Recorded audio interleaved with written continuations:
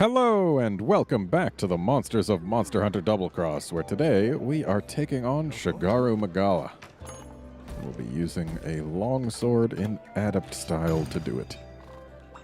Of note, this longsword isn't quite fully upgraded, but it should be enough for just a shag. If it was fully upgraded, it would have some purple sharp and 20 more raw than it has, and 1 more fire, but as is, it's pretty okay. And the reason we're using this longsword is because it's a fire one, and Shagaru does not enjoy fire.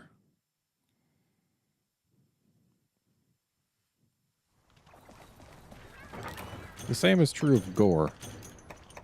Considering that Gore is just a juvenile Shagaru, that should not be surprising to anyone.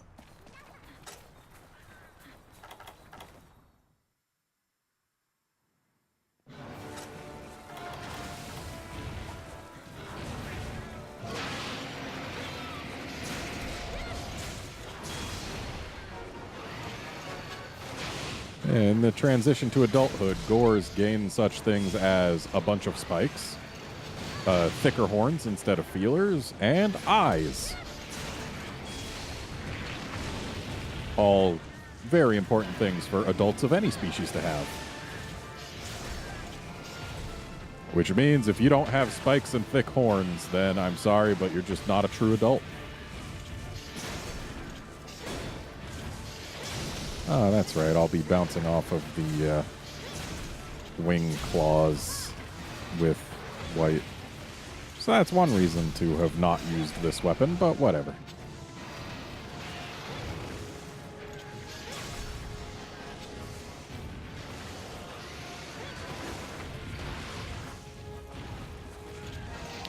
I do like how when you're fighting Shag, the area is all dark and whatnot, but then it clears up once you kill it.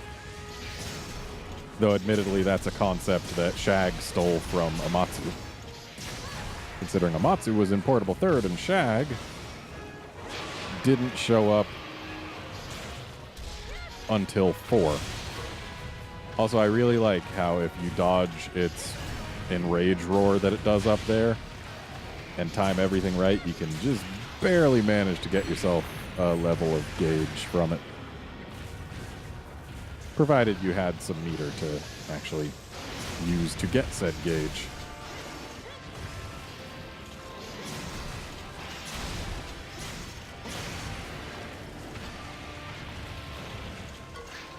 The little ground sploders, which just occur randomly while the thing is enraged. Well, some of them are random and some are very much placed directly under players and cats. But those things would be really good for getting meter or a gauge off of if I wasn't so used to dodging them as soon as they showed up. Or so used to doing attacks and then just taking the hit because I can't dodge.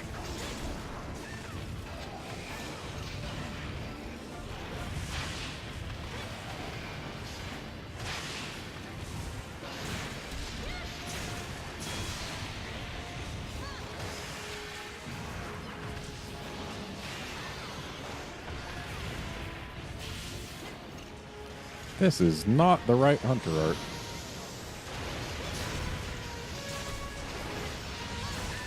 What hunter art am I using?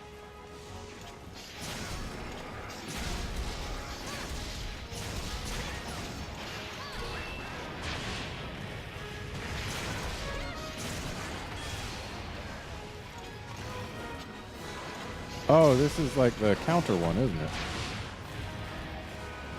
Yeah, it must be.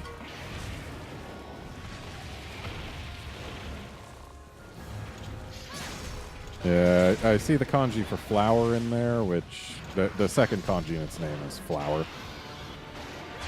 And I was like, oh yeah, the Sakura's flower on a tree.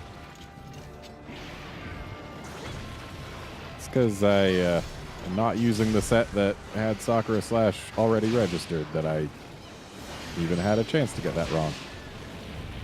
That's the problem when you just learn certain symbols instead of actually taking the time to read in this game, is that sometimes things like that can happen.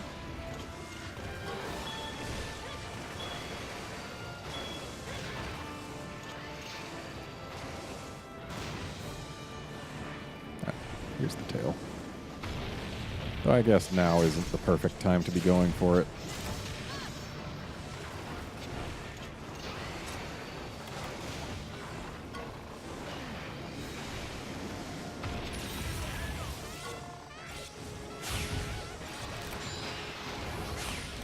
I still find it interesting that in Generations and Double Cross, we've got this area, but not Heaven's Mount, which is where this area is connected to.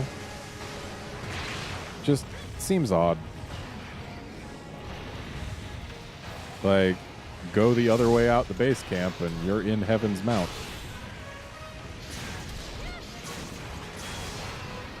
So I would have sworn that they would have brought back Heaven's Mount. And I missed my dodge window there.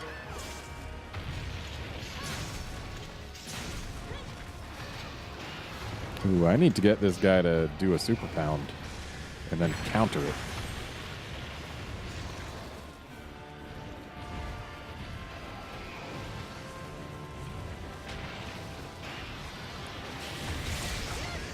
There we go.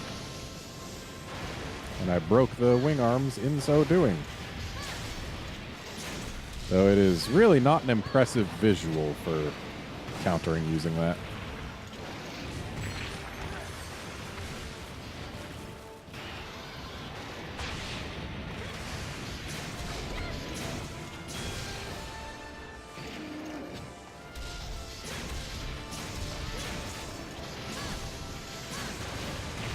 Ow.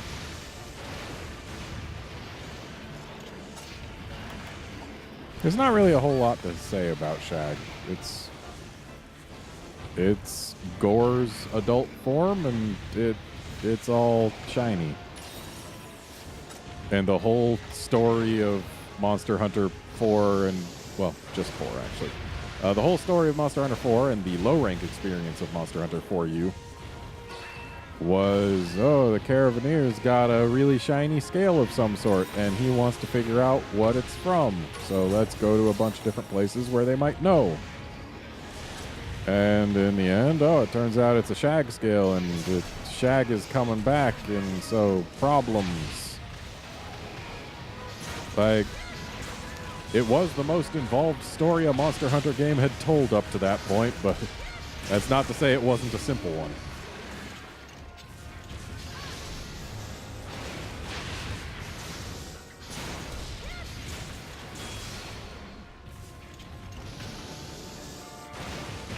Dang it.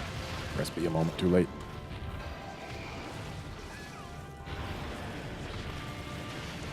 So we've got to break the wings and horn number 2. Breaking the wings is most easily done via mounts because mount damage is actually applied to them. So I suppose we should be going for a mount here. Yep. Well, at least we didn't get pounded or exploded. Ow.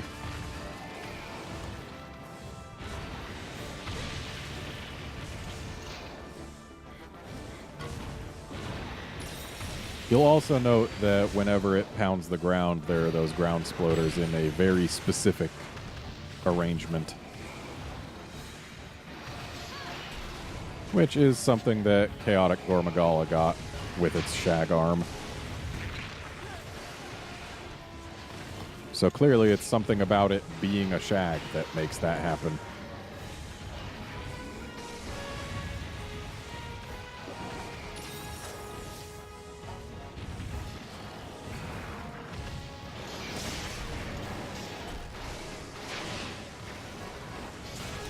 I actually didn't expect to get a dodge from that.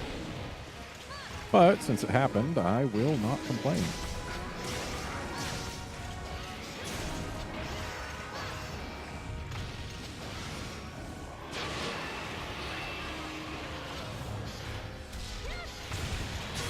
And there we go.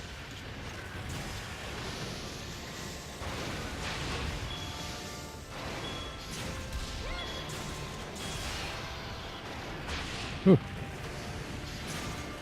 Since I could dodge, I probably could have countered. Like that.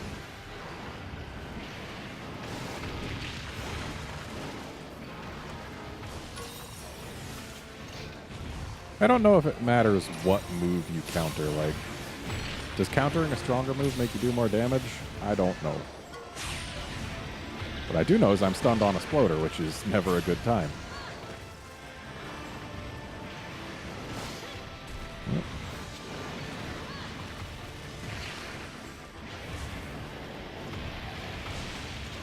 Buddy, I need you over here where I can actually jump onto you.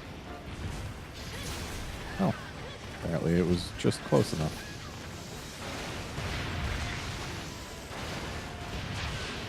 Ooh, just barely managed to actually get an adept dodge there. But did not manage to actually get a hit. And thus, no red gauge for me at the moment.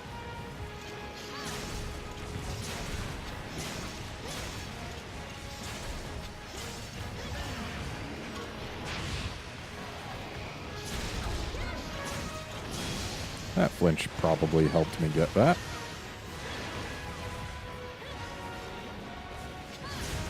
And here's a ride. Post-ride is a great time to go for the horn. And the ride itself may end up getting the wings for us. That would be nice.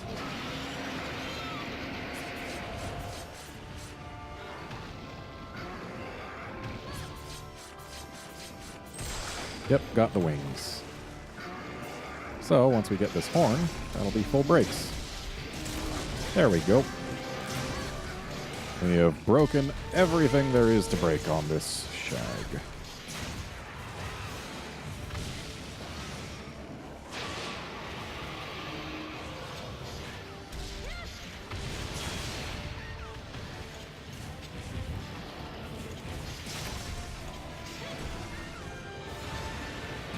Ow.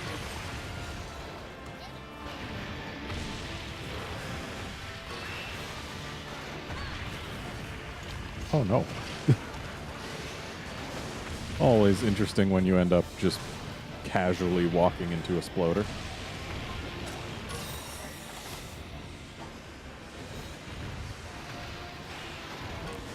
Also, Shag, like certain other monsters, does not like to be ridden and will drop sparklies when downed after a ride.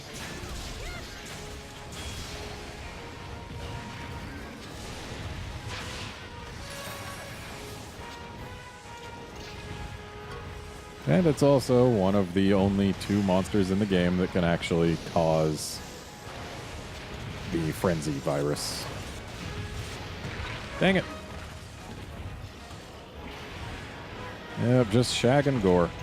For some reason, the Frenzy is much less virulent in this game and will not affect other monsters.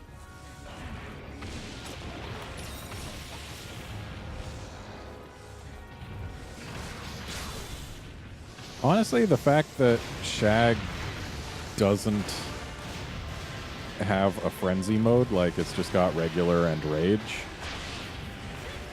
makes the fight a little less dynamic. I honestly think Chaotic Gore is the better fight.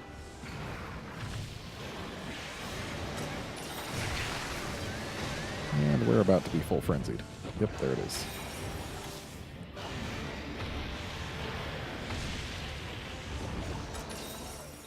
So we do not get any red recovery health for a little while.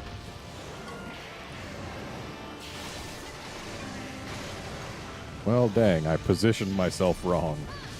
Also, I was probably too far anyway. Well, hey, that's a convenient knockdown.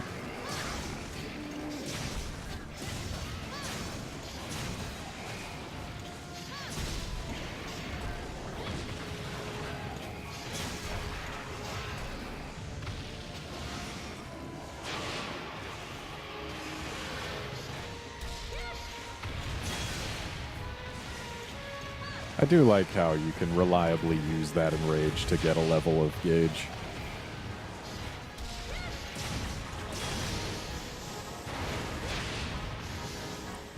Though admittedly, other styles of longsword probably need earplugs to make that work. because they can't just dodge through it and then come back. But if they have earplugs, then they could just time their combo so that their last hit will hit the Shag when it lands.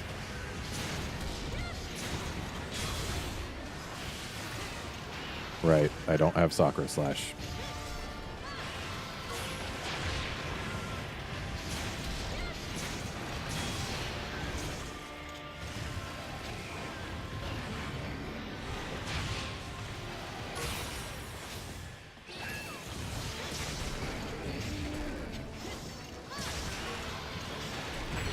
It's a shame that unlike with Gore, you can't hit it in the face enough to make it just leave its ability to be nasty or something. I don't know. I mean, I guess if you hit its face enough, it will leave its life. Which is like almost the same thing, right?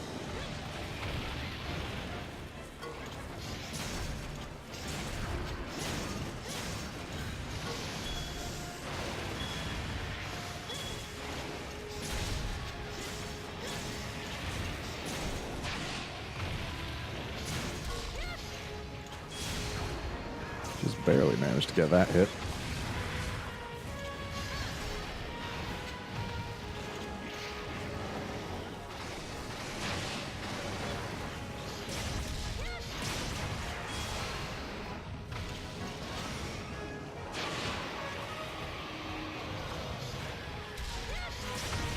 And that was unlucky.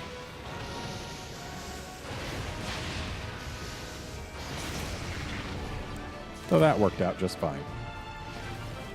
Shag is altogether not the hardest Elder Dragon. I do like how it's got some slight iridescence on its wings. That part's pretty neat. And it also helps to hide the fact that the textures on its wings are not the best in the game. Though the wing arms look pretty darn nice. And like the scales just about everywhere. Like they made really bold divisions between the scales, which always helps to make them pop and look just that much more appealing. It also takes your attention away from the fact that the texture between the divisions is not necessarily the greatest. It's got an interesting purple inside the mouth. Yeah. Shag is a pretty alright looking monster, and its music's pretty good too. It's just, in terms of fight, I honestly think Chaotic Gore is just a much more interesting creature. In terms of both fight and lore, actually.